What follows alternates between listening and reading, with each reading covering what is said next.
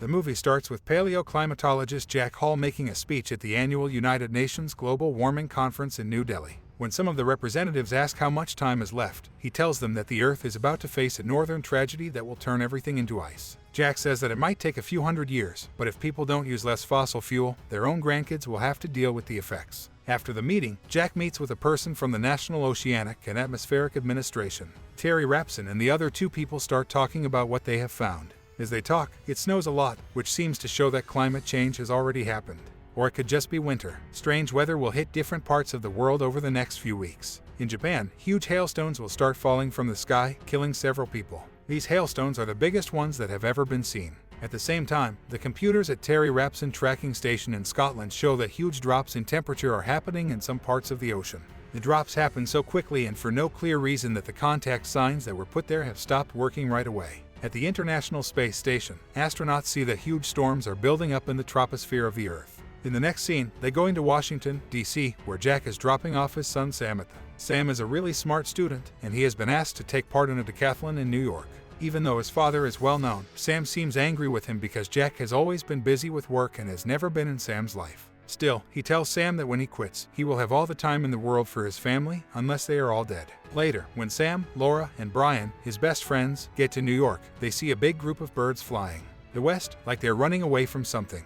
In the meantime, Terry calls Jack from his station and tells him what he has found. He says that the northern disaster is coming fast and that they don't have time to get away. When Jack asks if it's bad, Terry says that something like this hasn't happened in 10,000 years. After that, we go to a weather center in California where a mechanic is having fun with his girlfriend. Then he gets a call from a man in trouble telling him that it is hailing in Los Angeles. When the worker hears this, he turns on the TV and is shocked to see that golf ball-sized hail has caused damage in parts of the city. He calls his boss right away and tells him to send out a storm warning in California. But it's too late in a hurry. Several huge storms circle the city and destroy everything. Sight must have been a crazy way to find out what the baby was. Because of this, an emergency meeting is being held in Washington, D.C., at the Office of Global Change. One of the people there talks about how bad weather has happened in other parts of the world and says that something is wrong. Just then, Jack, who is also there, tells everyone that everything is happening because of something in the North Atlantic. The events are caused by the fast melting of polar ice, which is itself a result of global warming. He also says that this is only the start and that in a few. In the next scene, the weather will get worse. Jack talks to the vice president and tries to get him to see how serious the situation is. He says that the northern blast could happen at any time, so people in the northern states need to leave quickly. But the VP is a fool and doesn't take him seriously, so he just walks away. And it has started to snow quickly in other parts of the UK. The Queen needs to be picked up, so 3 planes are sent to the royal palace. On their way, though, they go through the center of the storm, which freezes their instruments in an instant. The blades of the helicopters also stop working, and all 3 of them fall to the ground. One pilot is able to get out of the plane alive, but as soon as he opens the door, he freezes to death. Back to New York City, Sam and his friends try to get back to DC, but the heavy rain stops all public transportation. They are desperate to leave the city. The 3 of them go outside and find that the city is in complete chaos. Then, out of nowhere, a huge wave comes and sweeps over the area. The buildings and even the Statue of Liberty are swept away as if they were nothing. Sam and his friends see that trouble is coming, so they run to the National Library Hall to get away from it. Thousands of unlucky people will be washed away and killed in the future. Terry calls Jack and tells him that the helicopters crashed because the cold air over Europe was too cold.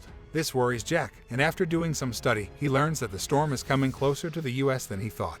In fact, they only have 48 hours left before everything freezes over. After that, he starts the weather forecast, which shows that 3 huge weather systems are forming in different parts of the world. They are getting bigger every day, and the polar state has already started in Europe. Sam, meanwhile, looks everywhere in the library for a phone because there is no cell phone reception there. After a while, he goes down to another floor and desperately tries to call his parents from a phone that is almost buried in water. He swims to the place and finally calls. Jack is happy to see that his son is still alive and starts to tell him what to do. He tells Sam he needs to stay inside until the storm passes. If he goes outside, he will die right away from the cold. Sam gets scared when he hears this, but Jack reassures him that he will come save him. The next day, the people in the library are getting their clothes and food when they hear a strange sound coming from outside.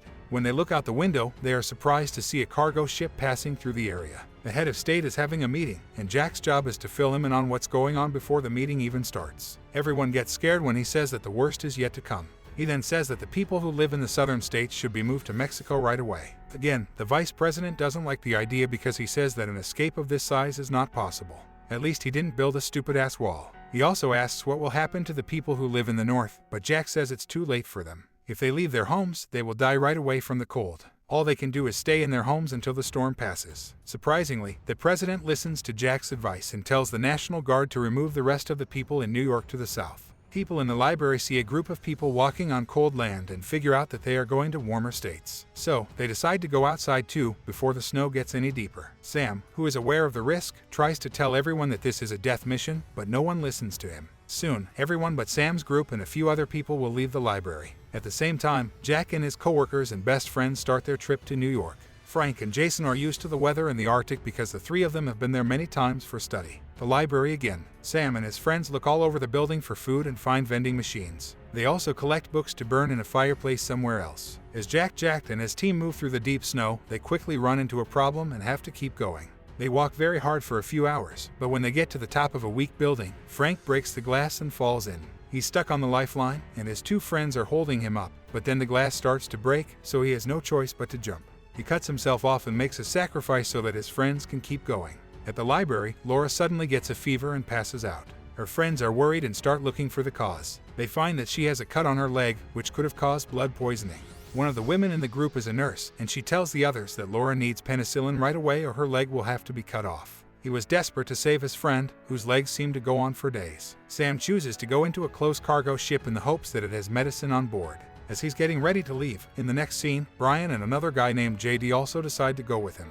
The vice president, who is now stationed at a military base, finds out that the president had an accident and died while being removed. And to make things even worse, the researchers find out that the storm's eye has moved to New York. Elsewhere, Jack and Jason are making slow progress toward their goal, but Jason passes out from being too tired. Jack has to carry his friend to the library because of this. The three people finally leave and head to the cargo ship. But as they walk, a pack of hungry wolves that have escaped from a nearby zoo follows their smell. We just met JD, so we know for sure that he's dead. Sam, Brian, and JD go into the kitchen of the cargo ship and find penicillin. Then, they look around for more food, but all of a sudden, the pack of wolves attacks them. Sam and Brian got out of the room and into another one, but JD was badly bitten. I still knew it, though. They were able to save him from the beasts. As the three of them try to figure out how to get out of the situation, Sam looks outside and sees that the skies have cleared. He then sees that the eye of the storm is getting closer and that they don't have much time left. So, he puts himself in danger and goes outside to try to get the wolves to leave the kitchen. Then, he runs through the empty ship and barely escapes the wolves. He catches up with his friends after a while, but by then, JD is too weak to stand. So, Sam and Brian get a sledge and take their friend to the library. On the other hand, while Jack is pulling Jason through the thick, he also sees that the eye is coming quickly, not wasting any time. He starts to dig around in the snow to see if there are any houses. He finds an open vent and throws Jason in before going in himself. The frost comes in as soon as he closes the door and freezes everything it touches. The boys also just make it to the library in time to save their lives. Then, they rush to keep the fire going, since it's the only thing that can keep them from freezing to death in the bitter cold. Jack also tries very hard to start and she does it with the stove open. Jason wakes up after a while and sees that the whole place is covered in ice. Now that the storm's eye has passed, Jack wants to get back to his goal. Jason tries to get him to see that it's still dangerous outside, but Jack says he doesn't have any more time. That night, they sleep in a tent and talk about what will happen to people in the future. Jack says that people have lived through many ice ages, but if they aren't careful, they might not make it through this one. After weeks of terrible weather, the International Space Station has finally seen some good signs. They see land for the first time in a few weeks and notice that the storm in Europe is getting better. At the same time, Jack comes out of the tent and notices that the sky is no longer cloudy. Also, the sun has come out. After a while of walking, the two find the frozen Statue of Liberty and a number of ships that have gone into the ice. After days of terrible pain and suffering, they have finally made it to Manhattan.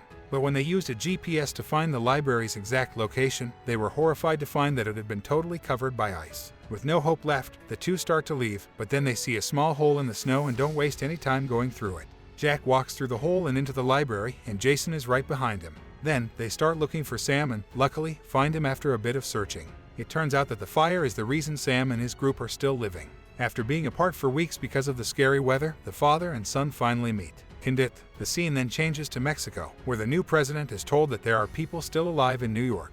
The news makes him happy, and he says live on TV that he is going to start a big rescue operation to help people who are stuck in the northern states. In the last scene of the movie, the choppers reach Manhattan. People who are still alive have gathered on the roofs to wait to be saved. Jack and his group were also picked up by planes. At the end of the movie, an astronaut on the International Space Station looks down at Earth and says that he has never seen a sky so clear.